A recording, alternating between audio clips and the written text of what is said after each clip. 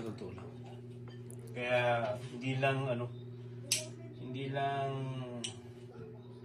sunog ang kailangan nyo. What's up mga kaidol? Nakikita nyo ba yung video mga kaidol? Kung paano tinatrato niya yung picture sa mga mag-asawa mga kaidol? Na Marcos mga kaidol? Grabe. Nagagawa niya yan mga kaidol. Sa social media pa siya mga kaidol. Lahat ng mga loyalist mga kaidol, magtulong-tulungan po tayo. Lahat ng video natin i-share po natin sa lahat mga kaloyalis mga kaidol. Tayo'y magtulong-tulungan mga kaidol. Itong tao mga kaidol, nagtrabaho po ito sa Embahada Philippines. Sa Riyadh po ito mga kaidol. Itong tao na to mga kaidol. Oo. Ito lang masasabi ko sa iyo idol. Hintayin mo lang yung karma mo. Dahil wala namang kasalanan si President Bongbong Marcos sa iyo. No? Kung nakulong si Duterte, wag mong isisi sa presidente. Dahil yung ICC, may kaso po siya sa ICC, kaya siya hinuli sa ICC.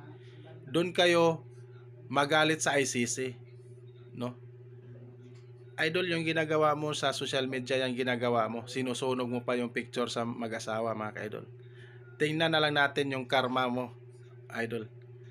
Lahat ng mga loyalist, paki-share po para mabilis po ito mahanap. At mabilis lang po ito. Nasa Riyadh lang ito, malapit lang yan, no? Mabilis lang mahanap yan sa Riyadh. Oo. Grabe mga kaidol, sarado na ang utak at ang isip nila mga kaidol sa mga tao mga kaidol. At wala nang respeto sa Pangulo.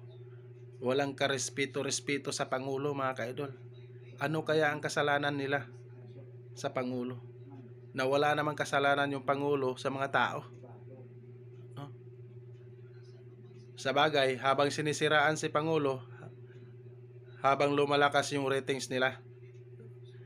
Kaya sana mga kaidol, no, walang maipanalo sa mga Duterte lineup mga kaidol. Ibubuto po natin ang lineup ni President Bongbong Marcos mga kaidol. Oo. Grabe yung ginagawa nyo. Hintayin mo lang yung karma mo idol. Nasa Riyadh ka lang, malapit ka lang, nasa Riyadh ka lang, no. Ulitin ko mga kaidol, nasa Embahada Philippines po ito nagtrabaho sa Riyadh. Oo. Panoorin po ang video niya mga kaidol. Marcos kayo, tandaan nyo, kahit isa sa inyo, wala nang mananalo sa politika sa ginawa nyong katraidoran. Dahil uusigin kayo kapag may nangyari kay Duterte, kahit saan kayo dumaan, o kahit saan kayo mangampanya, wala nang kakaway sa inyo. Maniwala kayo. Kaya ikaw, Bongbong Marcos, wala kang hiya sa totoo lang. Kaya prayin ko pa tong picture mo, kayo mag-asawa kayo. Sa totoo lang, kinakahiya ko kayo. Sa totoo lang. Kaya hindi lang sunog ang kailangan nyo. Tandaan mo, wala kayong kwentang tao. Hindi lang dapat sunog ang dapat sa inyo.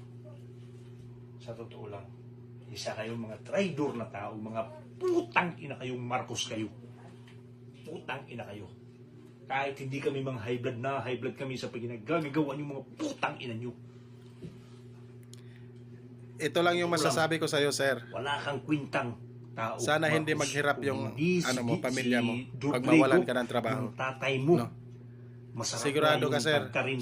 Sigurado ka talaga, sir. Masarap pagkarin Pag sumisikat ka, mawawalan ka talaga ng trabaho. Sana hindi maghirap yung asawa mo. No? Oo. Yung pagmumura mo sa Pangulo.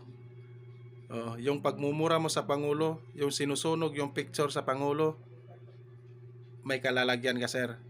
Malapit ka lang, sir. Sa Riyadh ka lang. No? I-share, paki-share po mga kaidol.